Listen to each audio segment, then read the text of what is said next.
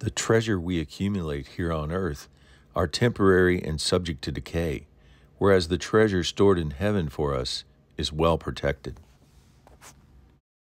Top of the morning to you.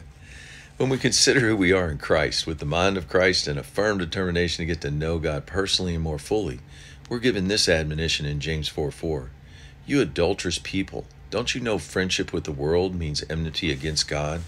Therefore, anyone who chooses to be a friend of the world becomes an enemy of God. Well, what does it mean to be a friend of the world? A friend is someone you trust and enjoy being around. To consider someone as a friend, they must have a bond or connection to us. We like what they like. We do similar things together. We feel the same way about some things. We enjoy each other's company. We look out for their interests. We trust each other. We respect each other. We are loyal to each other, and we share common values. So why does such a good thing make us enemies of God? Matthew 6:24. No one can serve two masters. Either you hate the one and love the other, or you will be devoted to the one and despise the other. You cannot serve both God and material wealth. Why is God so adamant there that these two things are like oil and water and can't mix? Remember, a friend is someone who's bonded to our hearts.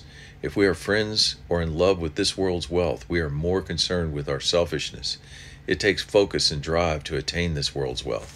1 Timothy 6:10, the love of money is a root of all kinds of evil.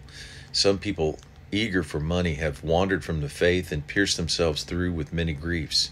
Hebrews 13:5, keep your lives free from the love of money and be content with what you have, because God has said, never will I leave you, never will I forsake you.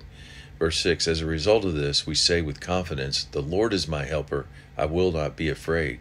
What can mere mortals do to me? So God is basically telling us to choose to put our faith and trust in Him, or faith and trust in this world and its ways, but not both. The two are opposed to each other.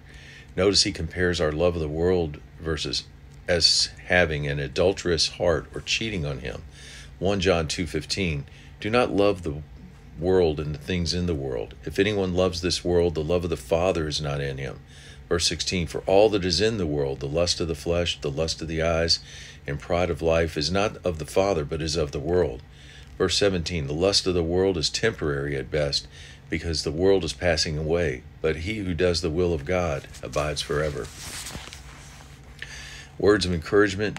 Why waste time loving the world and the things of the world like it's wealth or sensuality? The rewards are temporary.